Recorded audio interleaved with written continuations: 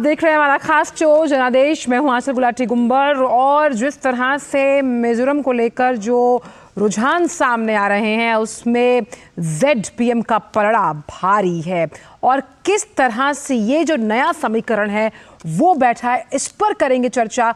हमारे इस खास शो में हमारे साथ विशिष्ट मेहमान और रिपोर्टर भी जुड़ेंगे, लेकिन फिलहाल जनादेश में वक्त हो चला है इस वक्त की सुर्खियों का। 3 राज्यों में भाजपा की प्रचंड जीत से झूमा शेयर बाजार। 1000 से अधिक अंक की बढ़त के साथ खुला सेंसेक्स। निफ्टी में 300 अंक का उछाल।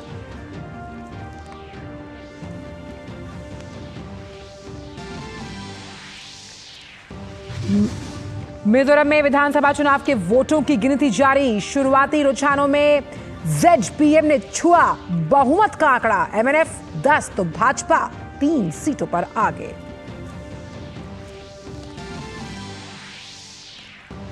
तीन राज्यों में बीजेपी की शानदार जीत के बाद बीजेपी मुख्यालय में प्रधानमंत्री मोदी का भव्य स्वागत। प्रधानमंत्री ने कहा 3 राज्यों की हैट्रिक निधि 2024 के हैट्रिक की गारंटी।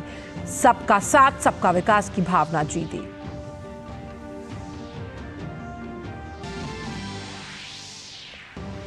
मध्य प्रदेश में बीजेपी की दमदार वापसी। 163 सीट पर खिला कमल। 66 सीट पर सिमटी कांग्रेस। गृह मंत्री नरोत्तम मिश्रा और केंद्रीय मंत्री फग्गन सिंह कुलस्ते समेत कांग्रेस के भी कई दिग्गजों ने गंवाई अपनी सीट।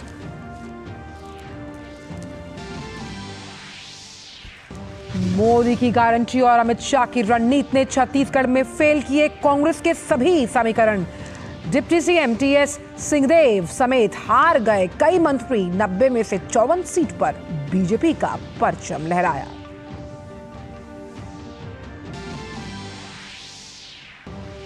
राजस्थान में भी मोदी मैजिक का कमाल नहीं चला। गहलोत का जादू। सिमट गई कांग्रेस। 69 सीटों पर 115 पर बीजेपी का कब्जा। तेलंगाना में कांग्रेस बनाएगी सरकार। 64 सीट पर जीत के साथ कांग्रेस का बेहतरीन प्रदर्शन। मुख्यमंत्री KCR को हराकर चर्चा में आए बीजेपी के वेंकट रमन रेड्डी।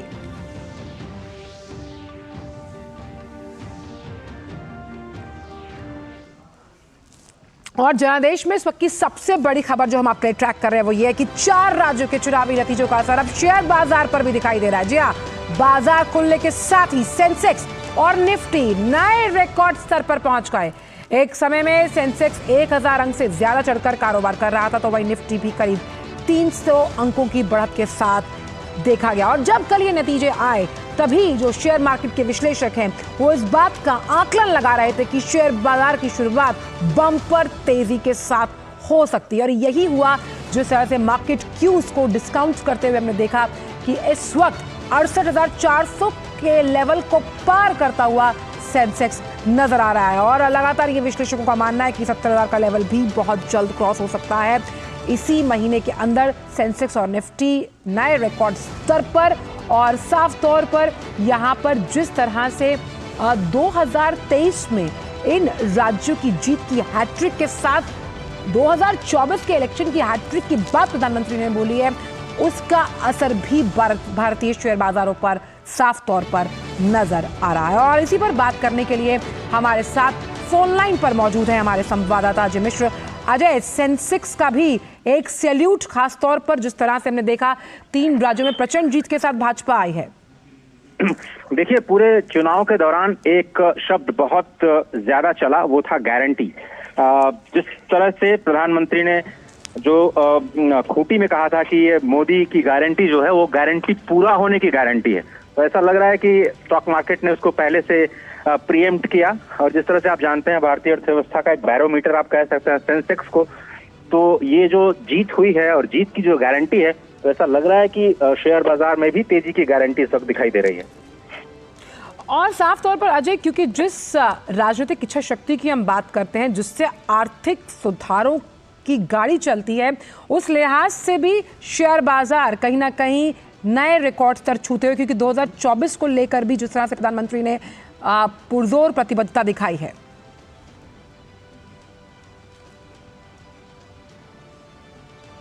अजय, चलिए, तो साफ तौर पर जो ये नतीजे आए हैं वो कहीं ना कहीं पॉलिटिकल स्टेबिलिटी के साथ साथ जो आर्थिक सुधार हैं और कैसे सरकार मार्केट फ्रेंडली है उसका भी कहीं ना कहीं अंदेशा देते हुए तो शेयर बाजार का एक बम्पर सैल्यूट इन नतीजों को। अब बात करते हैं मिजोरम को लेकर। तो पूर्वोत्तर राज्य मिजोरम में विधानसभा चुनाव के वोटों की गिनती जारी है। हम सुबह से इस बड़ी खबर को ट्रैक कर रहे हैं। शुरुआती रुझानों में जोरम पीपल्स मूवमेंट यानी ZPM ने बहुमत का वो जादुई आंकड़ा छू लिया। 40 विधानसभा सीटों वाले मिजोरम में ZPM 26 सीटों पर आगे चल रही है। वहीं मिजो नेशनल फ्रंट 9 तो भाजपा 3 सीटों पर आगे चल रही है। कांग्रेस को यहां पर भी झटका लगता हुआ दिख रहा है। कांग्रेस 2 सीटों पर बढ़त बनाए हुए है। वहीं चुनाव आयोग की ओर से सुरक्षा के पुख्ता इंतजाम किए गए हैं। मिजोरम में विधानसभा की कुल 44 सीटें हैं। किसी भी दल को सरकार बनाने के लिए बहुमत का आंकड़ा 21 है।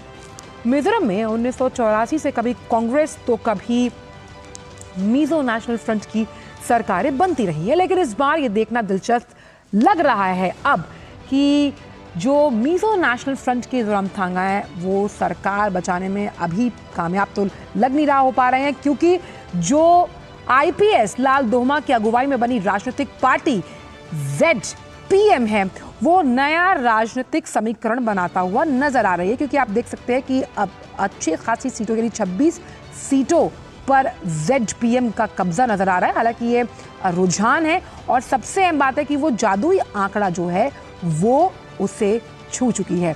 तो मिजोरम की विधानसभा सीटें कुल 40 हैं, जिस पर जो शुरुआती रुझान हमारे सामने है। बीजेपी 3 सीटों पर आ गए। वहीं कांग्रेस जो अपनी खोई हुई जमीन या अपनी प्रासंगिकता को कहीं ना कहीं तलाश रही थी, उसके हाथ फिर से निराशा लगी है। MNF जो है वो 9 सीटों पर सिमटती हुई, लेकिन ZPM क्लियर मैंडेट के साथ खासतौर पर जो रुझान सामने है उसमें 26 सीटों पर बढ़त बनाए हुए हैं। तो इसी पर बात करने के लिए हमारे साथ विशिष्ट मेहमान स्टूडियो में जुड़े हुए हैं। साथ ही साथ हमारे रिपोर्टर भी हमारे साथ जुड़े हुए हैं।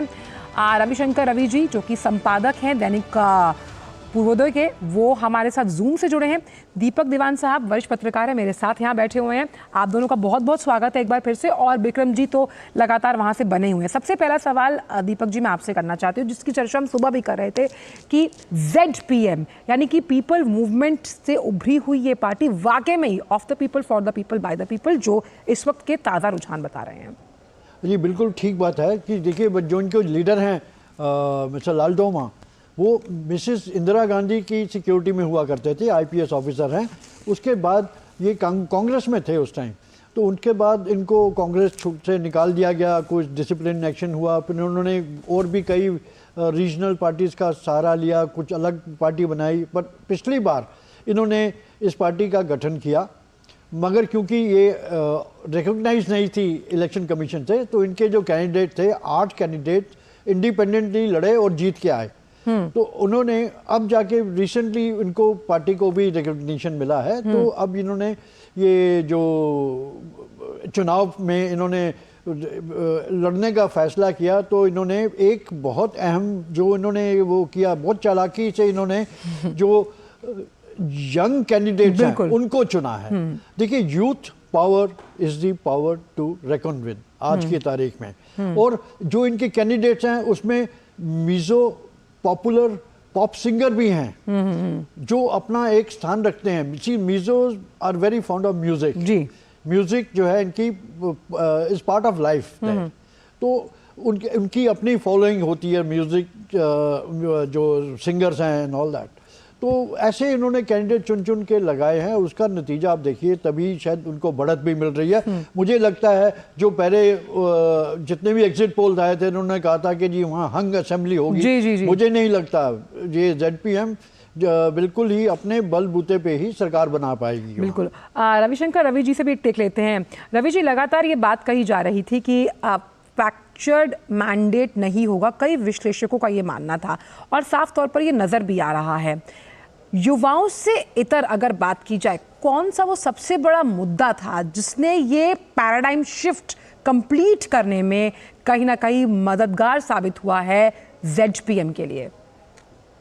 जी धन्यवाद। दरअसल सुबह भी जनादेश में जब आप लोगों के साथ मैं चर्चा कर रहा था तो मैंने इस बात को बार बार अंडरलाइन किया था कि अब मिजोरम में लोग बदलाव चाहते हैं। वो कभी लाल डेंगा जी के बाद जोरामथांगा यही इस पार्टी के नेता रहे और कई बार मुख्यमंत्री रहे। कांग्रेस में भी वही मुख्यमंत्री का चेहरा रहे। तो कहीं ना कहीं लोग बदलाव चाह रहे थे और खास करके मिजोरम का जो युवा है वो चाह रहा था कि एक नई लीडरशिप हो, एक नई लाइन ऑफ एक्शन हो ताकि मिजोरम को और आगे बढ़ाया जा सके। एक अच्छी बात यह भी है कि मिजोरम एक ऐसा स्टेट है जहां पर किसी भी अस्थिर सरकार का होना, स्ट्रॉन्ग पॉलिटिकल गवर्नमेंट का होना बहुत ही जरूरी है, क्योंकि म्यांमार और बांग्लादेश की सीमा स्पर्श करती है। इसलिए जो जनादेश आए हैं मुझे आश्चर्य नहीं हो रहा है, क्योंकि ZPM जिस ढंग से उन्होंने स्ट्रेटेजी बनाई और अभी दीवान जी ने भी इस बात को कहा कि उन्होंने यंग कैंडिडेट को उतारे हैं मैदान में और कहीं ना कहीं युवकों की एक लोकप्रियता है और मिजोरम की राजनीति में जो युवक है वो बहुत बड़ी भूमिका निभाते हैं। उनके अपने NGO भी हैं और वो सिर्फ पॉलिटिकल ही नहीं, सोशल लाइफ को भी वो डिसबैलेंस नहीं हो जाए इसके लिए भी वो प्रयास करते रहते हैं। पॉप म्यूजिक और ये सारी चीजें तो उनकी अपनी एक विशेषता है मिजोरम की। तो जो चुनाव परिणाम आ रहे हैं और उसमें खास करके ये दिख रहा है कि इस बार पहली बार कि भारतीय जनता पार्टी 3 सीटों पर बढ़त ले रही है। अब तक उनकी 1 सीट थी। बिल्कुल, सबसे अहम बात है कि ये जो विश्लेषक थे और उनके कहीं ना कहीं जो बयान थे उससे उलट है कि लगातार अब हम रुझानों में कहीं ना कहीं वो जादुई आंकड़ा ZPM ने छू लिया है और MNF काफ़ी पिछड़ती हुई नजर आ रही है। इस पर और करेंगे आगे चर्चा, लेकिन फिलहाल जनादेश में वक्त एक छोटे से ब्रेक का हो चला है। आप जुड़े रहिए जनादेश में हमारे साथ। साल, बरस और सदी नहीं, एक युग गुजर जाएगा। उम्र न पूछो वंडर की, जब फर्क नजर आएगा। वंडर सीमेंट, फर्क नजर आएगा। अब क्या देख रहे हो पापा? तुम कहते हो ना कि स्टॉक मार्केट में बहुत सोच समझकर इन्वेस्ट करना चाहिए, बस थोड़ा सा ज्ञान ले रहा हूँ। किससे? हर एक स्टॉक्स एक्सपर्ट है, मस्त एजुकेशनल वीडियोस बनाता है और अच्छी इन्वेस्टमेंट की टिप्स भी देता है। पापा इन वीडियोस पे ना जाएं, अपना रिसर्च खुद करें या सेबी रजिस्टर्ड इन्वेस्टमेंट एडवाइजर से संपर्क करें। एजुकेशन के नाम पर कुछ इन्फ्लुएंसर्स अक्सर इन्वेस्टर को मिसगाइड करते हैं, नुकसान आपका होगा। सोच कर समझ कर इन्वेस्ट कर। ब्रेक के बाद सभी का स्वागत है हमारे खास कार्यक्रम जनादेश में और हमारे साथ हमारे विशिष्ट मेहमान जो जुड़े हुए हैं उनसे इतर हमारे साथ हमारे रिपोर्टर भी जुड़े हुए हैं आइजोल से। एक बार उनका रुख करते हैं। बिक्रमजीत हमारे साथ मौजूद हैं। बिक्रम, क्योंकि आप लगातार वहाँ से मौजूद रहे और ख़ास तौर पर एग्जिट पोल्स की अगर बात की जाए या चुनावी पंडितों की बात की जाए तो जब CM की पहली पसंद के बारे में बात की गई थी तो ये कहा गया था कि कहीं ना कहीं जोरामथांगा उसमें पिछड़ते हुए नजर आ रहे थे और यही आज के आंकड़े कह रहे हैं।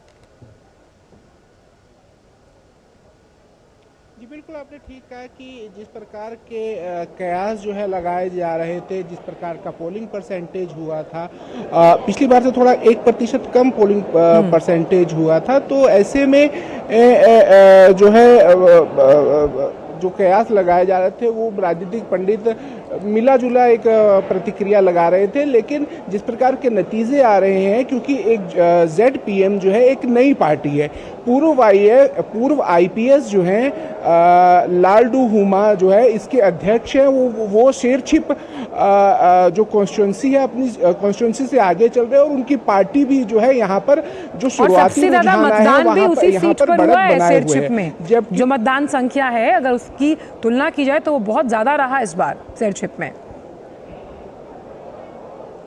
देखिए अभी जो है गिनती चल रही है और नतीजा आना भी बाकी है, क्योंकि जिस प्रकार के शुरुआती रुझान आ रहे हैं तो ZPM जो है वो लगभग सरकार बनाता हुआ यहाँ पर नजर आ रहा है शुरुआती रुझान में। लेकिन जिस प्रकार की हमने कल जिस प्रकार के नतीजे देखे छत्तीसगढ़ में, तो ईवीएम कौन से इलाके की खुलती, क्योंकि ज्योग्राफिकल कंडीशन ऐसी है मिजोरम की कि यहाँ पर जो है नतीजे किस प्रकार से आ रहे हैं, कौन से इलाके के नतीजे आ रहे हैं, ये भी थोड़ा देखना होगा। तो इसके लिए अभी जब तक थोड़ा और समय का इंतजार करना होगा। और शुरुआती रुझान जो बता रहे हैं वो ZPM को आगे बता रहे हैं, उसके कई कारण भी है। जिस प्रकार से उन्हें एक व्यवस्था परिवर्तन की बात की, भ्रष्टाचार के विरोध की उन्होंने यहाँ पर बात की कि वो भ्रष्टाचार के विरोधी हैं, एक नई व्यवस्था लेकर आएंगे। जो MNF थी उनके ऊपर जो है भ्रष्टाचार के आरोप लगे। तो तमाम ऐसी जो नीतियां रही हैं जो लोगों को अट्रैक्ट किया, तो कहीं ना कहीं तो उसका ही देख लेते हैं। विक्रम हमारे साथ यहाँ गेस्ट भी मौजूद हैं, आगे चल रहे हैं। बिल्कुल दीपक जी, क्योंकि हम ये मान रहे हैं कि मिजोरम कई जो भौगोलिक स्थितियां हैं उस लिहाज से काफ़ी महत्वपूर्ण है, और इसमें आधारभूत ढांचे को मजबूत करना किसी भी राज्य के विकास के लिए उसकी रीढ़ की हड्डी माना जाता है, जिसपे तमाम चुनावी पार्टियों ने अपने चुनावी वादों में ये कहा था। क्या लगता है ZPM अगर सरकार बनाती है तो कितनी खरी उतरेगी अपने उन वादों को लेकर? देखिए, अगर आप मिजो सोसाइटी को देखें, कोई पॉलिटिकल पार्टी ऐसा वादा करके मुकरने वाली बात नहीं होती वहाँ पे, उनको दे आर आंसरेबल।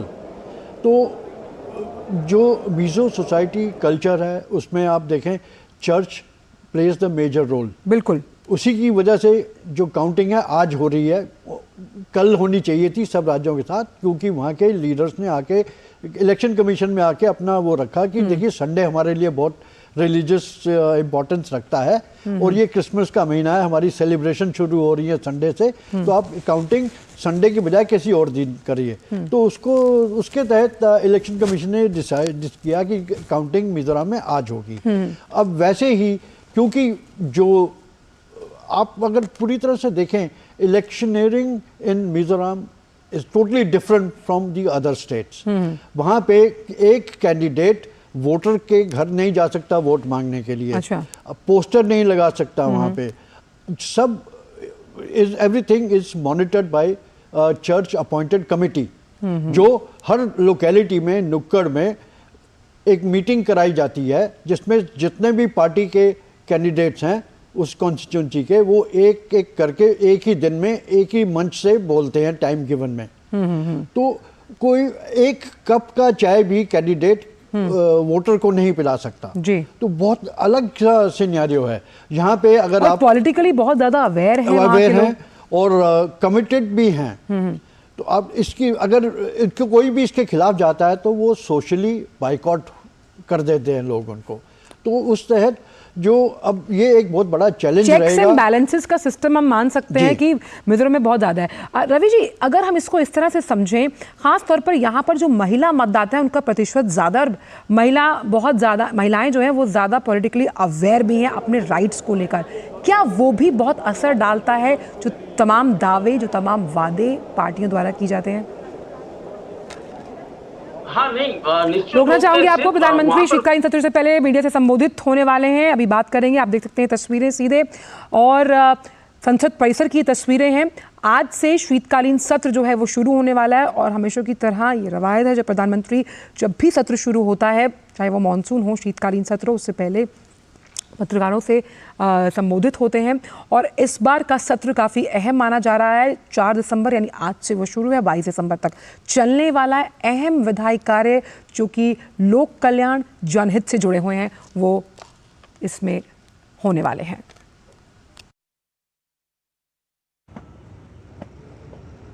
नमस्कार साथियों,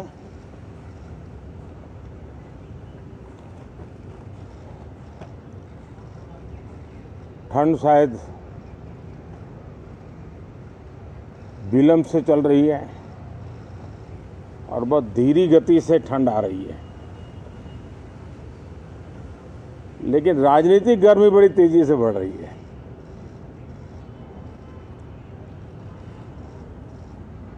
कल ही 4 राज्यों के चुनाव नतीजे आए हैं। बहुत ही उत्साहवर्धक परिणाम है। ये उनके लिए उत्साहवर्धक है जो देश के सामान्य मानवी के कल्याण के लिए कमिटेड है, जो देश के उज्जवल भविष्य के लिए समर्पित है,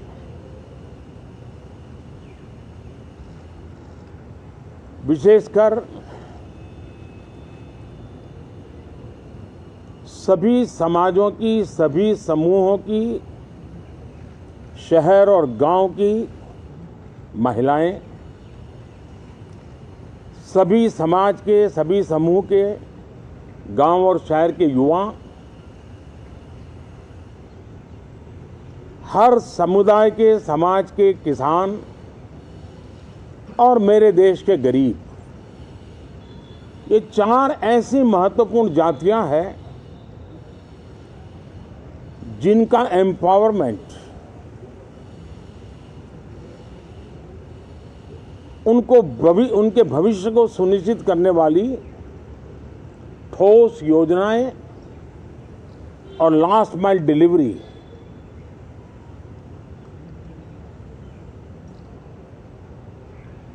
इन उसूलों को लेकर के जो चलते हैं, उन्हें भरपूर समर्थन मिलता है। और जब गुड गवर्नेंस होता है, पूर्णतया जनहित के लिए समर्पण होता है, तो एंटी इनकम्बेंसी ये शब्द इरेलेवेंट हो जाता है। और हम लगातार ये देख रहे हैं, कोई इसको प्रो इनकम्बेंसी कहे,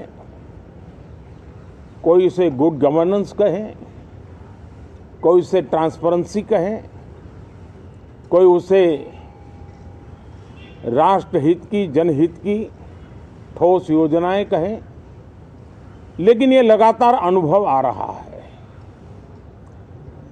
और इतने उत्तम जनादेश के बाद आज हम संसद के इस नए मंदिर में मिल रहे हैं। इस संसद भवन के नए परिसर का उद्घाटन हुआ, तब तो एक छोटा सा सत्र था, ऐतिहासिक निर्णय हुआ था, लेकिन इस बार लंबे समय तक इस सदन में कार्य करने का अवसर मिलेगा। नया सदन है, छोटी मोटी अभी भी शायद व्यवस्थाओं में कुछ कमियां महसूस हो सकती हैं।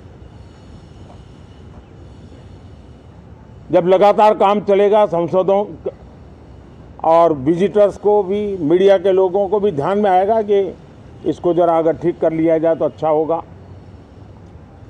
और मुझे विश्वास है कि आदरणीय उपराष्ट्रपति जी और आदरणीय स्पीकर महोदय के नेतृत्व में उन चीज़ों की तरफ पूरी तरह निगरानी है। और आपसे भी मैं कहूँगा, कोई चीज़ ऐसी छोटी मोटी आपके ध्यान में आए तो ज़रूर आप ध्यान आकर्षित करना, क्योंकि ये चीज़ें जब बनती हैं तो आवश्यकता के अनुसार बदलाव की भी ज़रूरत होती है। देश ने नकारात्मकता को नकारा है। मैं लगातार सत्र के प्रारंभ में विपक्ष के साथियों के साथ हमारा विचार विमर्श होता है, हमारी मेन टीम उनसे चर्चा करती है। मिलकर के भी सबके सहयोग के लिए हम हमेशा प्रार्थना करते हैं, आग्रह करते हैं। इस बार भी इस प्रकार की सारी प्रक्रियाएं कर ली गई हैं और आपके माध्यम से भी मैं सार्वजनिक रूप से हमेशा हमारे सभी सांसदों से आग्रह करता हूं,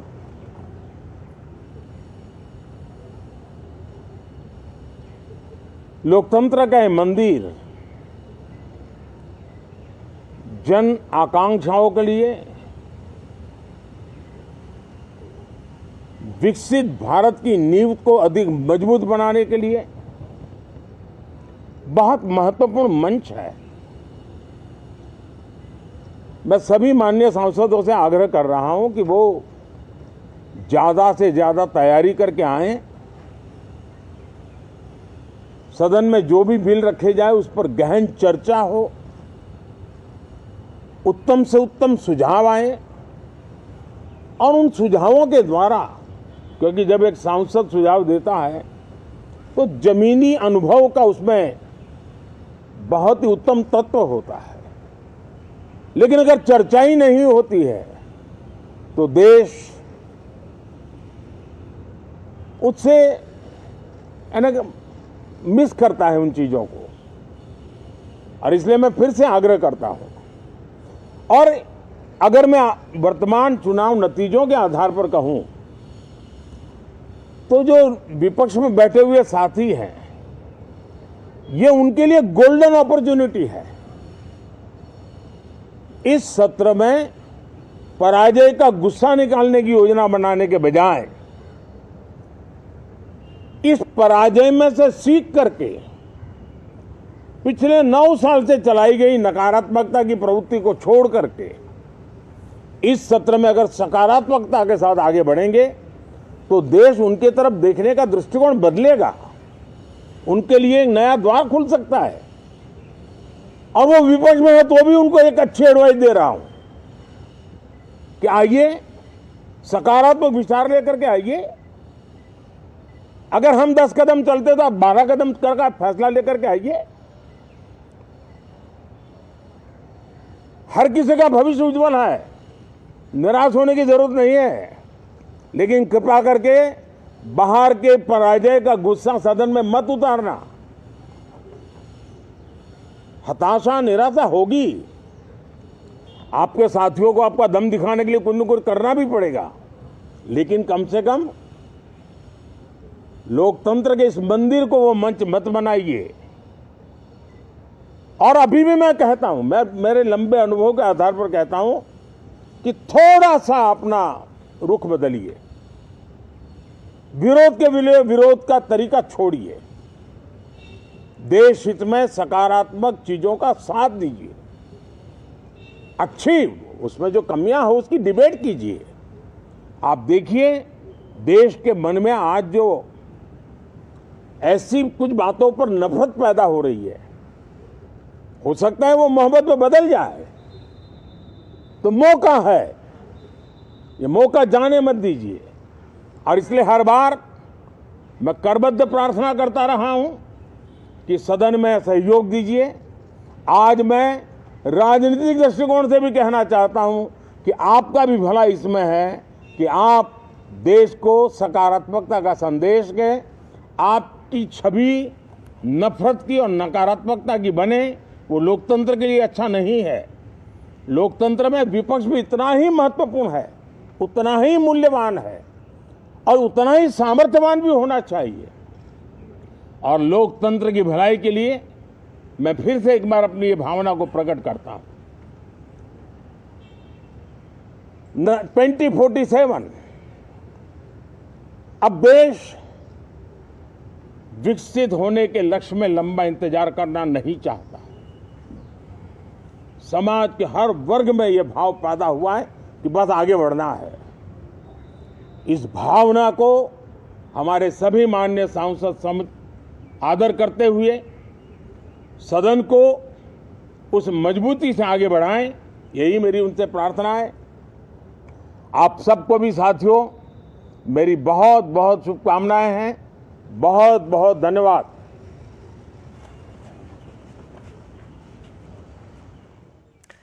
तो आज से शीतकालीन सत्र शुरू होने वाला है। उससे पहले संसद परिसर से आप सुन रहे थे प्रधानमंत्री का संबोधन। काफ़ी अहम बातें उन्होंने कही। उन्होंने साफ तौर पर कहा कि जो कल 4 राज्यों के नतीजे आए हैं उससे राजनीतिक गर्मी बढ़ गई है। उन्होंने साफ तौर पर कहा कि ये नतीजे उत्साहवर्धक हैं। साथ ही साथ उन्होंने कहा कि लंबे समय के लिए इस सत्र में काम करने का अवसर मिलेगा। पिछला सत्र जो था वो अल्पकालिक था और साफ तौर पर जो विपक्ष के साथी हैं वो चर्चा करने के मन से संसद में आए, नकारात्मकता को बाहर उतार कर आए, क्योंकि जब वो सार्थक चर्चा के मन से लोकतंत्र के इस मंदिर में आते हैं तो लोकहित और जनहित से जुड़े कई ऐसे कार्य हैं जो होने बेहद जरूरी हैं। प्रधानमंत्री ने 2047 का जिक्र किया, जिसमें अब बहुत दिन बचे नहीं हैं। उनका मानना ये है कि विकसित भारत की इस यात्रा में पग पग भरता हुआ भारत आगे बढ़ना चाहता है। हर क्षेत्र, हर वर्ग का व्यक्ति आगे बढ़ना चाहता है और इसे आगे बढ़ने के लिए जो लोकतंत्र का ये मंदिर है, जिसमें कई ऐसे विधेयक हैं जो कल्याण हित से जुड़े हैं, जिनका पारित होना ज़रूरी है, ऐसे में सार्थक संवाद की भूमिका लेकर यहाँ पर आए। जो भी बिल रखे जाएं उस पर अपने उत्तम सुझाव जो हैं वो साझा करें। वो साझा करने से, बहस होने से एक सार्थक परिणाम उभर कर सामने आता है। और पराजय का जो अगर गुस्सा है या जो नकारात्मकता है, उसे बाहर उतार कर आना है। और प्रधानमंत्री ने साफ तौर पर कहा कि हाल ही में जो चुनाव संपन्न हुए हैं उससे एक पॉजिटिव माहौल, एक सकारात्मक माहौल जो है वो नज़र आया। और ख़ास तौर पे गरीब, वंचित, महिलाएं, युवा, किसान, इन तमाम लोगों की जीत बताया प्रधानमंत्री ने इस संबोधन में। तो जो बड़ी बातें हैं वो अपने टीवी स्क्रीन पर भी दिखा रहे हैं। प्रधानमंत्री ने कहा कि देश में जिस तरह का जो माहौल है उसमें राजनीतिक गर्मी बढ़ गई, हालांकि सर्दी थोड़ी लेट है। प्रधानमंत्री ने चुटकी लेते हुए कहा, उन्होंने ये भी कहा कि इस उत्तम जनादेश के बाद हम लोकतंत्र के मंदिर में मिल रहे हैं, यानी कि वो पत्रकार साथियों से लोकतंत्र के इस मंदिर में मिल रहे हैं। देश ने जो नकारात्मकता है उसको सिरे से नकार दिया है और एक पॉजिटिव माहौल के साथ आगे बढ़ी है। और संसद जन आकांक्षाओं को पूरा करने का एक बहुत ही महत्वपूर्ण मंच है जिसका सही उपयोग होना चाहिए। इसलिए सांसद संसद में तैयारी करके आए सार्थक चर्चा के लिए, जिसका लगातार प्रधानमंत्री इसका आह्वान करते रहे। और विपक्ष को पराजय से सीखने की ज़रूरत है, उनके लिए भी असीम संभावनाओं के आकाश खोले हैं। अपना रुख बदलने की ज़रूरत है, प्रधानमंत्री ने ये कहा है। और ये रुख बदलेगा तो बहुत सी ऐसी चीज़ें हैं जो बदल सकती हैं। और विपक्ष को देश हित में एक सकारात्मक सोच रखने की ज़रूरत है। ये तमाम बड़ी बातें जो कही हैं, इस पर ऋषि कुमार से बात करते हैं हमारे संवाददाता। ऋषि, प्रधानमंत्री का हमेशा से आह्वान किसी भी सत्र में शुरू होने से पहले ये होता है कि सांसद जब भी सत्र में, संसद में आए तो एक सार्थक चर्चा लेकर आए, क्योंकि ये सार्थक चर्चा, ये सार्थक बहस बहुत से ऐसे उपयोगी परिणाम लेकर आती है जो देश हित, जनता के हित में होता है।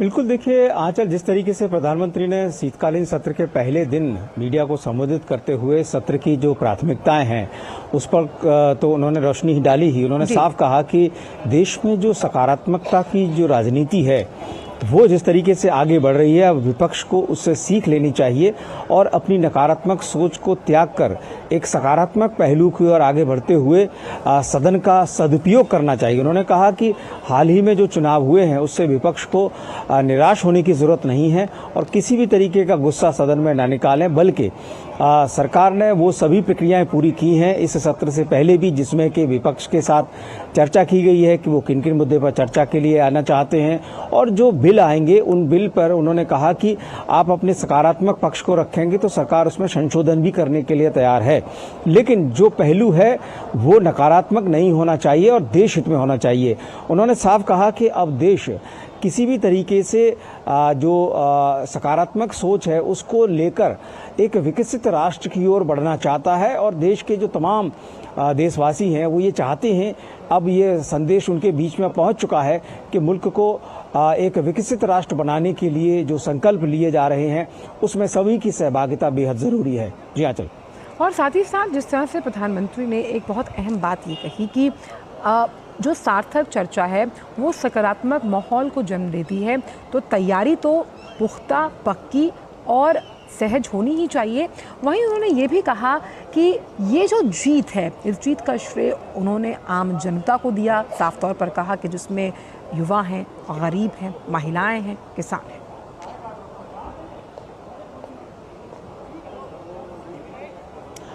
बिल्कुल, देखिए प्रधानमंत्री ने साफ कहा कि ये जो चार वर्ग हैं उन चारों वर्गों की जो आज ज़रूरत है राष्ट्र के साथ खड़े होने की, और ये राष्ट्र इनके साथ खड़ा हुआ है। वो जिस तरीके से आपने जिक्र किया, किसान हैं, गरीब हैं, महिलाएं हैं, युवा हैं, इन सब की जो प्राथमिकताएं हैं वो सरकार की प्राथमिकता बन चुकी है और इन सबको ये पता है कि देश को अब विकसित राष्ट्र बनाने का जो संकल्प लिया गया है उसमें एक सकारात्मक राजनीति को आगे बढ़ाने की ज़रूरत है। उन्होंने साफ कहा कि जिस तरीके से आज विपक्ष की जो सोच रही है पिछले 9 वर्षों की, नकारात्मक सोच को उन्होंने कहा कि उसको त्याग कर अगर वो सकारात्मक पक्ष इस सदन में और इस सत्र में लाते हैं तो उनके लिए भी गुंजाइश है। उन्होंने कहा कि किसी को निराश होने की जरूरत नहीं है, बल्कि सभी के लिए देश में तरक्की के रास्ते हैं। तो कुल मिलाकर विपक्ष पर ये व्यंग भी उन्होंने कसा और ये भी कहा कि जिस तरीके से सरकार की जो प्राथमिकताएं हैं, खासतौर से तमाम विधेयकों को पारित कराने में, उसको वो चर्चा के दौरान सकारात्मक पहलू से आगे रखे और जो बिंदु संशोधन के होंगे अगर वो स्वीकार्य होंगे, जो देश हित में होंगे, उन्हें स्वीकार भी किया जाएगा। जी। और प्रधानमंत्री ने साफ तौर पर यह भी कहा कि जब हम गुड गवर्नेंस यानी जनता के हित में काम करते हैं तो एंटी इनकम्बेंसी जैसा तो शब्द है उसके कोई मायने नहीं होते। और इसी का परिचायक जो ये तमाम नतीजे आए हैं उसका उदाहरण भी प्रधानमंत्री ने दिया और साफ तौर पर कहा कि देश हित में, लोक हित में कल्याणकारी योजनाओं को आगे बढ़ाने के लिए विपक्ष को सब पराजय को एक तरफ रख के आगे बढ़ने में सार्थक चर्चा में साथ देना ही होगा।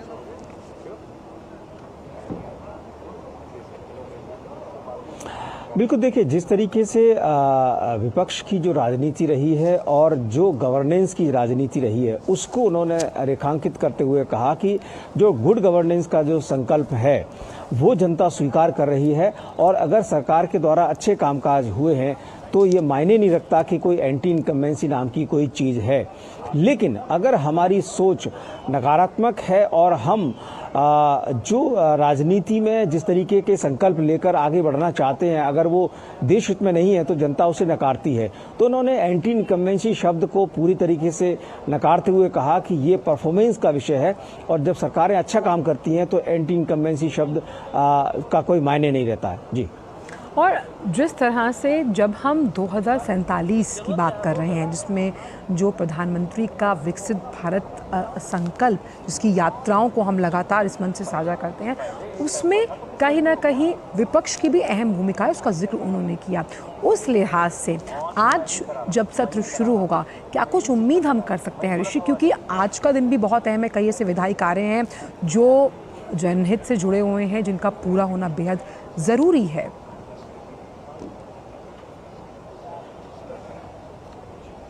देखिए, जहाँ तक आज की कामकाज को देखें तो बेहद महत्वपूर्ण इस बात में कि एक एक विधेयक दोनों सदनों में रखा गया है और इसमें जो 3 कानूनों में बदलाव को लेकर जो रिपोर्ट है वो सदन के पटल पर रखी जानी है। ये बेहद महत्वपूर्ण विधेयक हैं जो कि हमारी जो न्याय प्रक्रिया है उसमें एक बड़े बदलाव की बात करती है। तो इस रिपोर्ट के बाद निश्चित तौर से इन विधेयकों को सरकार आगे बढ़ाने के लिए काम करेगी। लेकिन जिस तरीके से आज हमने विपक्ष के तमाम सांसदों को सुना, उनसे बातचीत की, निश्चित तौर से यहाँ पर जो विपक्ष की एकता को लेकर जो अब तक चिंताएं थी और ज़्यादा गहरी होती हुई दिख रही हैं। और यह तमाम विपक्ष के जो सांसद कह रहे थे कि जिस तरीके से कांग्रेस ने इन चुनावों में अपनी रणनीति बनाई उससे ये साफ हो गया है कि उसको ये चिंतन करना होगा कि अगर वो किसी भी गठबंधन को बनाते हैं तो उसको किस तरीके से आगे ले जाते हैं। तो निश्चित तौर से इस सत्र के दौरान विपक्ष की जो यूनिटी है और विपक्ष की जो प्रयास हैं उसको भी देखना होगा कि वो किस तरीके से सदन में आगे बढ़ाते हुए दिखते हैं, क्योंकि फिलहाल जो परिणाम आए हैं उसके बाद विपक्ष के लिए चिंता का जो सबब है वो बढ़ जरूर गया है। जी। और साथ ही लगातार प्रधानमंत्री ने अपने संबोधन में ये भी कहा कि विपक्ष को अपने रुख को बदलने की ज़रूरत है। आप लगातार कई सत्र कवर करते आए हैं ऋषि। हमने देखा कि जो पिछला सत्र था जिसमें अड़ियल रवैया विपक्ष का देखा गया, कई ऐसे अहम दिन थे जो हंगामे की भेंट चढ़ गए। शायद प्रधानमंत्री का इशारा यही था कि किस तरह से इस जो सत्र को समय उपयोग के साथ लोकहित के लिए बनाया जाए। तो ये अहम जो बात प्रधानमंत्री ने कही है, अब ये देखना होगा कि वाकई में विपक्ष इस रुख को और इस बात को किस तरह लेता है।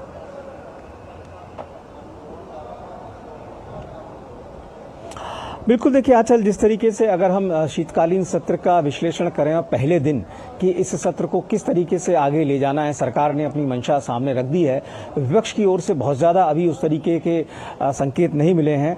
शैलेंद्र हमारे साथी हैं। हम लोग जिस तरीके से संसद के सत्र को कवर करते हैं, शैलेंद्र किस तरीके का माहौल इस बार दिखाई दे रहा है? खासतौर से प्रधानमंत्री ने साफ कहा कि जो मौसम है वो तो शरद मौसम धीरे धीरे आ रहा है लेकिन सियासी गर्मी बहुत ज्यादा बढ़ गई है। देखिए, आज जब मीडिया से बातचीत कर रहे थे प्रधानमंत्री नरेंद्र मोदी तो उन्होंने इस बात की ओर इंगित किया कि 9 साल की जो नकारात्मकता है के जो नतीजा है उसमें जो पराजय है उसके बजाय एक सकारात्मक राजनीति करेंगे। तो ये बहुत एक तरह से महत्वपूर्ण बात प्रधानमंत्री ने कही है कि सबके लिए अवसर है, सबके लिए जगह है। आप एक तरह से नकारात्मक राजनीति को देश ने नकारा है जिन राज्यों में चुनाव हुए हैं, तो अब एक शुरुआत कीजिए। आप सभी सांसदों से आग्रह किया कि आप तैयारी के साथ आइए, देश को वंचित मत कीजिए उस चर्चा से। तो बहुत महत्वपूर्ण अपील प्रधानमंत्री ने की है कि विपक्षी दलों से कि आप चर्चा कीजिए, बहस कीजिए, इसकी जगह है संसद। आप बिलों में सुझाव दे सकते हैं, संसदीय कमेटी में जाती है, वहां सुझाव आते हैं, तो देखना होगा क्या रुख होगा। क्योंकि आज महत्वपूर्ण दिन इसलिए भी है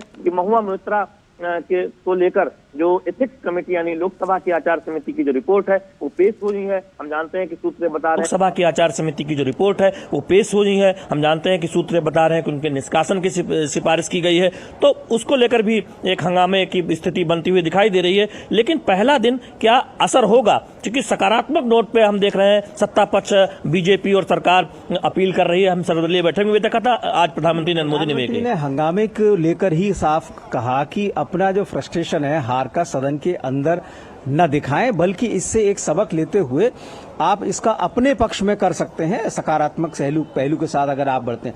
आपको क्या लगता है शैलेंद्र, जिस तरीके से जो माहौल है, ऐसे माहौल में क्या विपक्ष हंगामा कर सकता है?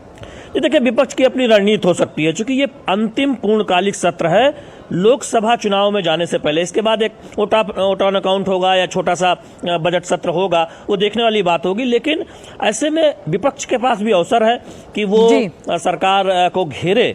अब वो क्या रणनीति अपनाता है, इसमें कोई दिक्कत नहीं है। सरकार भी ये कहती है कि आप उनके मुद्दों को उठाओ, जिन मुद्दों पर आप चर्चा रखना चाहते हो सरकार चर्चा के लिए तैयार है नियम के मुताबिक। लेकिन आप रणनीति क्या अपनाते हैं? क्या आप हंगामा करने की रणनीति अपनाते हैं या फिर सदन में चर्चा के जरिए सरकार पर सवाल उठाने की रणनीति अपनाते हैं? और यही बात हमने देखा, प्रधानमंत्री ने कहा कि चर्चा कीजिए, आप जो नकारात्मक राजनीति है उसकी बजाय चर्चा और संवाद कीजिए। बहुत महत्वपूर्ण है। अब ये जो सत्र है इसके बाद मौका ज्यादा मिलने वाला नहीं है विपक्ष को। बिल्कुल सार्थक चर्चा जरूरी है, इसलिए नकारात्मकता का जो चोला है वो बाहर उतार कर आए और पॉजिटिविटी के साथ लोकतंत्र के इस मंदिर में तमाम सांसद अपनी हाजिरी दें। बहुत बहुत शुक्रिया ऋषि आपका और साथ ही साथ शैलेंद्र आपका इन तमाम जानकारियों को हमसे साझा करने के लिए। और आगे भी, क्योंकि अब तो शीतकालीन सत्र आज से शुरू हो रहा है, इस पर अपडेट्स लेते रहेंगे। तो जिस तरह से हमने आपको बताया कि संसद का शीतकालीन सत्र आज से शुरू है और 22 दिसंबर तक ये चलने वाला है और इस सत्र में कई महत्वपूर्ण विधेयकों को पारित किया जाना है। तो सत्र के पहले दिन लोकसभा में केंद्रीय विश्वविद्यालय संशोधन विधेयक 2023 पेश किया जाएगा। वहीं अधिवक्ता संशोधन विधेयक 2023 को आज चर्चा के बाद पारित किया जाना है। राज्यसभा इस विधेयक को पहले ही पारित कर चुकी है। विधायी कामकाज के अलावा तृणमूल कांग्रेस सांसद महुआ मोइत्रा पर पैसों लेकर संसद में सवाल पूछने के आरोपों के मामले में आचार समिति की रिपोर्ट भी लोकसभा में आज पेश होगी। राज्यसभा में पोस्ट ऑफिस विधेयक 2023 को चर्चा के बाद पारित करने के लिए सूचीबद्ध किया गया और इसके अलावा भारतीय न्याय संहिता 2023, भारतीय नागरिक सुरक्षा संहिता 2023 और भारतीय साक्ष्य विधेयक 2023 पर गृह मंत्रालय की स्थायी समिति की रिपोर्ट भी दोनों सदनों में रखी जाएगी। वैसे सत्र के काफी हंगामेदार रहने के आसार हैं। वजह यह है कि हिंदी पट्टी के तीनों राज्यों में जो विधानसभा चुनावों के नतीजे आए हैं, अपनी जीत से भारतीय जनता पार्टी उससे उत्साहित है और इस सत्र में वह कांग्रेस समेत समूचे विपक्ष को घेरने की कोशिश करेगी।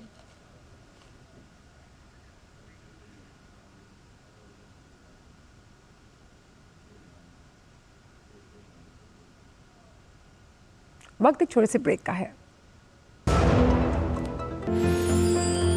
साल बरस और सदी नहीं, एक युग गुजर जाएगा। उम्र न पूछो वंडर की, जब फर्क नजर आएगा। वंडर सीमेंट, फर्क नजर आएगा। अब क्या देख रहे हो पापा? तुम कहते हो ना कि स्टॉक मार्केट में बहुत सोच समझकर इन्वेस्ट करना चाहिए, बस थोड़ा सा ज्ञान ले रहा हूं। किससे? हर एक स्टॉक्स एक्सपर्ट है, मस्त एजुकेशनल वीडियोस बनाता है और अच्छी इन्वेस्टमेंट की टिप्स भी देता है। पापा इन वीडियोस पे ना जाएं, अपना रिसर्च खुद करें या सेबी रजिस्टर्ड इन्वेस्टमेंट एडवाइजर से संपर्क करें। एजुकेशन के नाम पर कुछ इन्फ्लुएंसर्स अक्सर इन्वेस्टर को मिसगाइड करते हैं, नुकसान आपका होगा। सोच कर समझ कर इन्वेस्ट कर।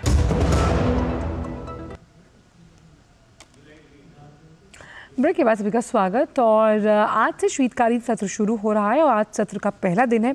3 राज्यों के विधानसभा चुनावों में अपनी प्रचंड जीत के बाद पहला मौका है जब सत्ता पक्ष और विपक्ष आमने सामने होंगे। वहीं बैठक के बारे में जानकारी देते हुए केंद्रीय मंत्री अर्जुन राम मेघवाल ने कहा, हमारी सरकार सभी मुद्दों पर चर्चा करने के लिए तैयार है। शीतकालीन सत्र का पहला दिन है और हम सरकार चाहेगी हर मुद्दे पर अगर विपक्ष चर्चा करना चाहते हैं तो चर्चा करें, वो नोटिस दें जो चेयरमैन राज्यसभा स्पीकर लोकसभा तय करेंगे, उस हर मुद्दे पे सरकार चर्चा करने के लिए तैयार है। तो संसद के इस सत्र की अहमियत बताते हुए भाजपा नेता अपराजिता सारंगी ने बताया कि सत्र में अन्य जरूरी बिलों के साथ आचार समिति महुआ मोइत्रा के अनैतिक आचरण पर रिपोर्ट भी पेश करेगी। Parliamentary Standing Committee on Ethics and Privileges would be tabling the report pertaining to Mahua Moitra's unethical conduct in the Parliament. The placement of the report has already been mentioned in the agenda. So I think it will be, Honorable Lok Sabha Speaker has already gone through it, and already Lok Sabha Speaker must have recommended the tabling of the bill, and that is why it has come in the agenda. So we are looking forward to discussion on the report of the Ethics Committee. और अब बात विकसित भारत संकल्प यात्रा से जुड़ी हुई।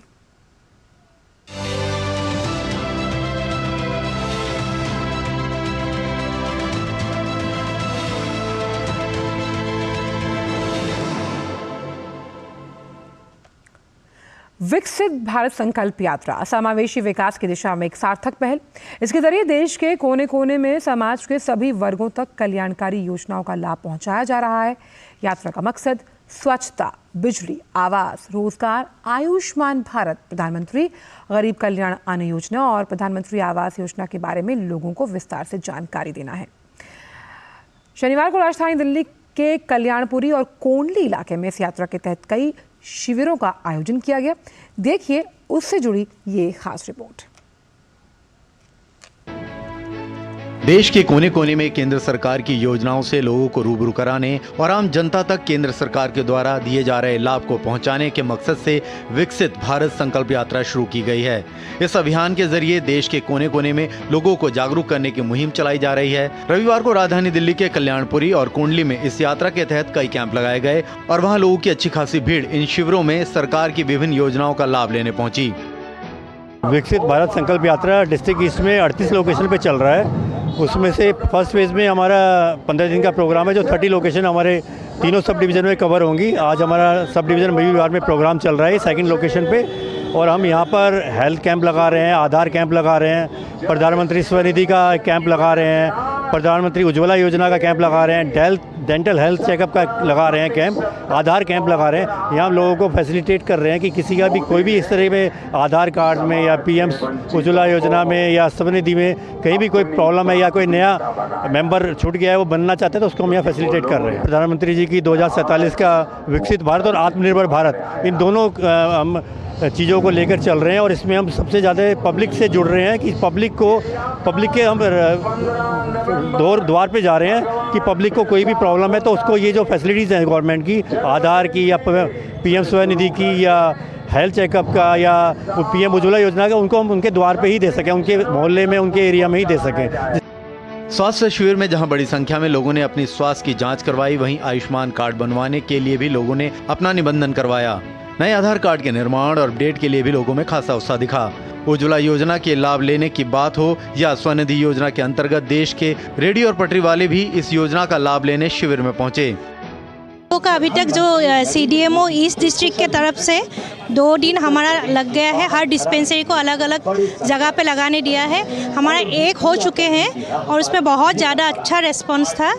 कुछ मेडिसिन हो सकते हैं, कैंसर वगैरह कुछ है ना, उसमें बहुत ज़्यादा महंगा पड़ जाते हैं, आम आदमी को ये नहीं मिलते हैं। तो जन औषधि की तरफ से जो दवाइयाँ मिलते हैं ना, बहुत मरीजों के लिए कम खर्चे में अच्छा इलाज हो पाएंगे और पूरा ट्रीटमेंट हो जाएगा। मेरा लोन अच्छा चल रहा, बढ़िया, और मैं और भी लेना चाहूँगी आगे के लिए। मुझे कोई दिक्कत नहीं है उससे, मेरा बढ़िया उससे काम निकला मेरा, तो हमारी वही दुकान है चाय की हमारी, उसको, हमारी दुकान को कई साल हो गए, कम से कम 8-10 साल हो गए। प्रधानमंत्री अपने नरेंद्र मोदी जी का आभार है व्यक्त करते हैं, जो कि ये इस तरीके का उज्ज्वला योजना ये चला रहे हैं और मेडिकल योजना चला रहे हैं और हर मुहिम पे ये अपना काम कर रहे हैं। कोविड के बाद से जितने भी चेंजेस आए हैं काफ़ी अच्छे आए हैं, मतलब जितने भी हो, मतलब गरीब जो लोग हैं उनको मतलब काफ़ी सपोर्ट मिल रहा है।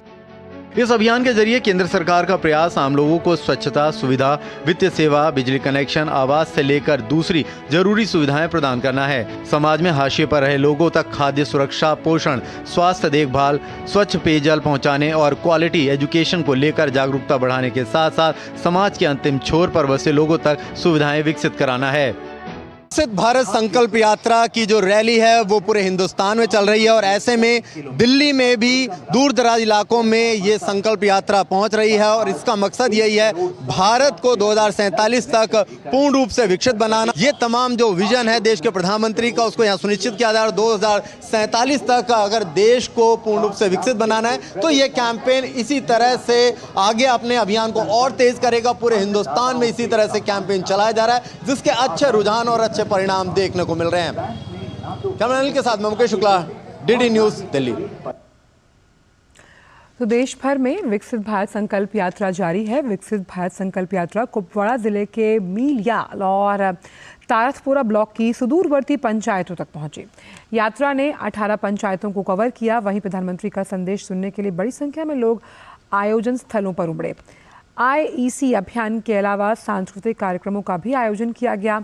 कुपवाड़ा के डिप्टी कमिश्नर आयुषी सूदन से कुपवाड़ा स्थित DC ऑफिस कॉम्प्लेक्स से विकसित भारत संकल्प यात्रा की IEC वैन को हरी झंडी दिखाकर रवाना किया गया। प्रधानमंत्री ने प्रमुख सरकारी योजनाओं का लाभ सुनिश्चित करने के लिए विकसित भारत संकल्प यात्रा की शुरुआत की है। इस यात्रा में सरकार मिशन मोड में देश के गांव-गांव तक जा रही है। हर गरीब, हर वंचित को सरकारी योजना का लाभार्थी बनाया जा रहा है। विकसित भारत संकल्प यात्रा लोगों के पास जाने, जागरूकता पैदा करने, स्वच्छता सुविधाओं, आवश्यक वित्तीय सेवाओं, बिजली कनेक्शन, LPG सिलेंडर तक पहुंच, गरीबों के लिए आवास, खाद्य सुरक्षा, उचित पोषण, विश्वसनीय स्वास्थ्य सेवा, स्वच्छ पेयजल जैसी कल्याणकारी योजनाओं का लाभ प्रदान करने पर केंद्रित है।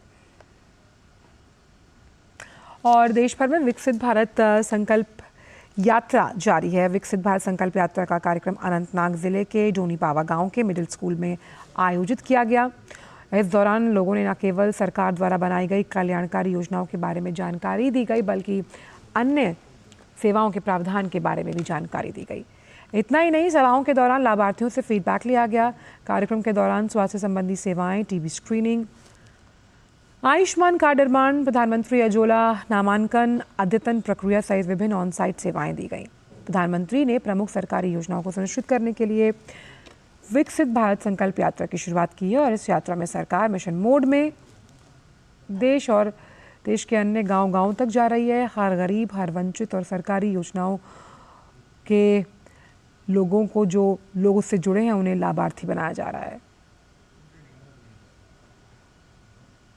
और जैसा कि हम अपनी इस रिपोर्ट में लगातार बता रहे हैं कि विकसित भारत संकल्प यात्रा जारी है और इस यात्रा के तहत विभिन्न कार्यक्रमों का आयोजन किया जाता है।